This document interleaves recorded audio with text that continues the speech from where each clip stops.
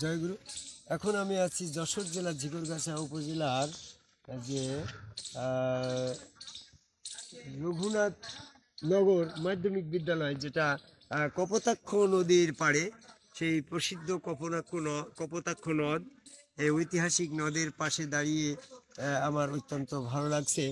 আর সর্বোপরি এখানে আমাদের একটা আশ্রমও আছে সামনে, কি যেন নাম ওনার, পয়মালসারা আশ্রম আমাদের সামনে। আর এখানে রঘুনাথ নগর মাধ্যমিক বিদ্যালয়ের ফুলের বাগান।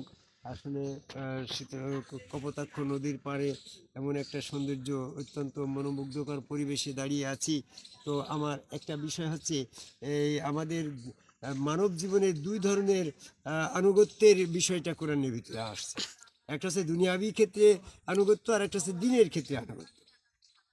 তো সেক্ষেত্রে দেখা যাচ্ছে যে আমরা রাজা বাদশাহ প্রেসিডেন্টের হুকুম পালন করছি, এটা হচ্ছে দুনিয়াবি আনুগত্য। এটা এদেরকে উলিল আমর বলা হয়।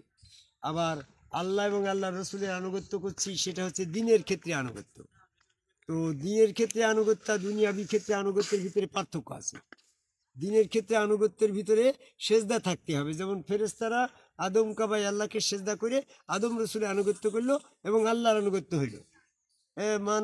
রসুল্লাহ ফাকাদাতুল্লাহ, যে রসুলের আনুগত্য করলো সে তো আল্লাহর আনুগত্য করলো। দিনের ক্ষেত্রে সকল আনুগত্য পাচ্ছে আল্লাহ, সূরা জুমার 3 নম্বর আয়াত।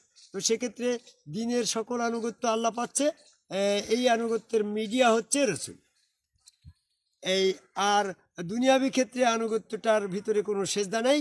সেটা রাজা বাদশাহ প্রেসিডেন্ট চেয়ারম্যান মেম্বার অফিসার যাবতীয় আমাদের দুনিয়া যাদের যাদের দ্বারা দুনিয়ার প্রশাসনিক কার্যক্রম চলে, যাদের আদেশ সমাজে প্রতিষ্ঠিত হয়, তাদেরকে আনুগত্য করা, এটা হচ্ছে দুনিয়াবি ক্ষেত্রে আনুগত্য। পবিত্র কোরআন গবেষণা করে আমি দেখলাম সূরা নিসার 59 নম্বর আয়াতে বলছে, এখানে দুই ধরনের আনুগত্যের কথা আসছে। আল্লাহ এবং আল্লাহ রাসূলের আনুগত্য করো এবং উলিল আমরের আনুগত্য করো। উলিল আমরের আনুগত্যটা যদি কোথাও কোনো ব্যর্থতা আসে, সেক্ষেত্রে তোমরা ওই বিষয়টা আবার রসুলের কাছে নিয়ে আসো।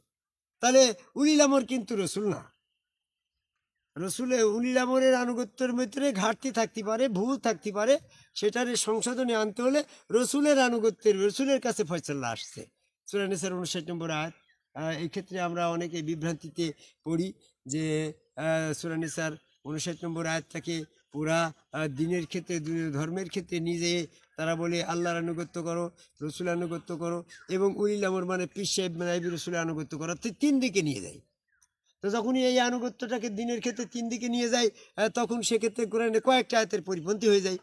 যেমন তুমি উলিল আমরকে পীর হিসাবে, রসুল হিসাবে, নায়েবে রসুল হিসাবে, কিংবা ইমাম সাহেব হিসাবে, মৌলানা মুফতি সাহেবদেরকে যে আনুগত্য করছো, ওরা তো কেউ রসুল না।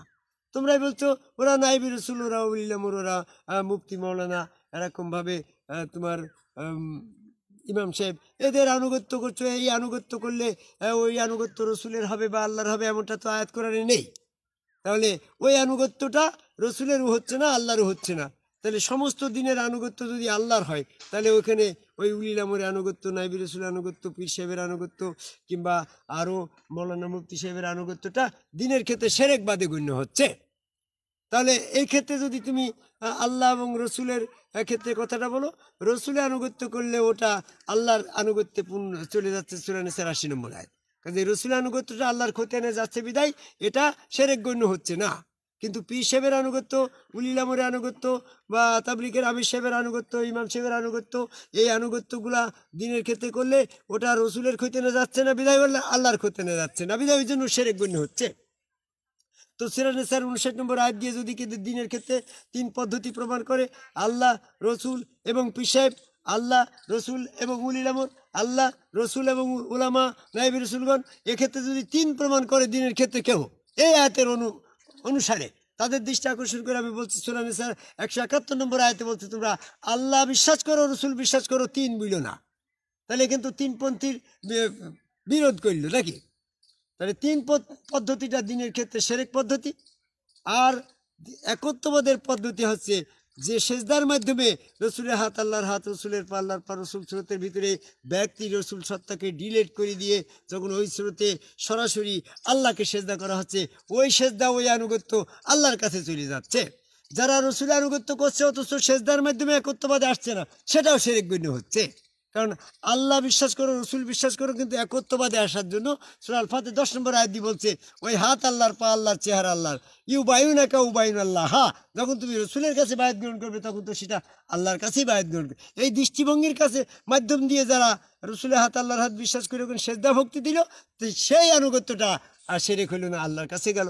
তাহলে মূলত দেখা গেল যে আদম কাবাই, রসুল কাবাই আল্লাহকে সেজদা করাটাই একত্ববাদ। আর সেখানে সেজদা না করে রসুলের জায়গায়, আল্লাহর জায়গায় এভাবে সেপারেট করলে সেটা শিরকবাদে গণ্য হচ্ছে। বিদায় সূরা নিসার 150 নম্বর আয়াতে বলল যে ইন্নাল্লাযিনা কাফারু উরিদু ফাররিকুন বাইনাল্লাহি ওয়া রাসূলি, যারা রসুল থেকে আল্লাহকে সেপারেট করে, ডিস্টেন্স করে, ফারাক করে, ওরা কাফের। আর যারা ফারাক করে না তারা হচ্ছে মুমিন। সূরা নিসার 151 আয়াতে বলল। 51 নম্বর আয়াতের মাধ্যম দিয়ে আমরা জানলাম যে একত্ববাদী দিন দ্বিতত্ত্বে শিরক। যারা আল্লাহ বিশ্বাস করছে, রসুল বিশ্বাস করছে, অথচ সেপারেট করছে, ওরাও শিরক করছে, ওরা কাফেরের ভিতরে চলে যাচ্ছে। আবার যারা আল্লাহ বিশ্বাস করছে, রসুল বিশ্বাস করছে, আবার পীর সাহেব, নায়েব, রসুল, উলামা, ইমাম আনুগত্য করছে, দিনের ক্ষেত্রে 3 পদ্ধতি আনছে, ওটাও শিরক গণ্য হচ্ছে। তো শিরক মুক্তির একমাত্র পথ হচ্ছে আদম কাবাই সেজদাকারী একজন সম্যকগুরু রসুলই, উনি রসুল। ওই হাত আল্লাহর, ওই পা আল্লাহর, ওই চেহারার ভিতরে ব্যক্তি রসুল সত্তাকে মানসিকভাবে ডিলেট করে ওর ভিতরে আল্লাহ সত্তাকে জাগ্রত করে যারা সেজদা দিল, তখন তারা শয়তান থেকে পবিত্র হইল। ওইটি হচ্ছে শিরক মুক্তির একমাত্র উপায়। তাহলে আমরা সত্য সঠিক পথে আসার জন্য সূরা নিসার 171 নম্বর আয়াত ভার্সেস সূরা নিসার 59 নম্বর আয়াতের পরস্পর তফসির বিরোধী তফসির করার কারণে আজকে আমাদের ভিতরে বিভ্রান্তি হয়ে গেছে। কেউ পীর সাহেবকে পীর সাহেব ধরছে, এটা তিন পদ্ধতি, তিনপন্থী পীরপন্থী শিরক পদ্ধতি। ইমাম সাহেবের পদ্ধতিটাও শিরক পদ্ধতি। এখন একমাত্র সঠিক পদ্ধতি হচ্ছে যার গুরু তার রসুল।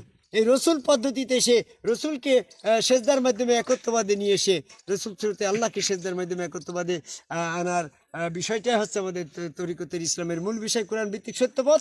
আবার অনেক বিভ্রান্তি, তরিকতপন্থীরা বলে আল্লাহ তো 3-এর ভিতরে একজন। হ্যাঁ, এরকম বলে না, আল্লাহ তো মোহাম্মদ তিনজনের একদম। এই কথাটাও কিন্তু সূরা মায়দার 73 নম্বর আয়াতে বলছে। ওরা তো বিভ্রান্তির ভিতরে আছে যারা বলে যে আল্লাহ তো 3-এর ভিতরে একজন। আল্লাহ তো 3-এর ভিতরে একজন হতে যাচ্ছে না। আল্লাহ রসুলের মাধ্যম দিয়ে আল্লাহকে প্রকাশ করতে হচ্ছে। রসুলের মাধ্যম ছাড়া আল্লাহকে প্রকাশ করতে গেলে, রসুলের রূপ আহাদরূপের মাধ্যমে আল্লাহকে প্রকাশ করতে না গেলে, পৃথিবী আলাকুলের শাহিন মহিতুন সমস্ত জায়গায় যেমন আল্লাহ আছে, সমস্ত জায়গায় আবার শয়তানও আছে।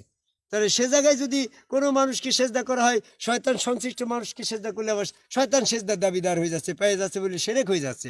এই জন্য শয়তান বিমুক্ত পথ হচ্ছে যিনি তার গুরুকে সেজদা করে শয়তান থেকে পবিত্র হয়েছে, সেই গুরু রেসালতপ্রাপ্ত সম্মুখ গুরুগণই হচ্ছে সেজদার একমাত্র ঠিকানা।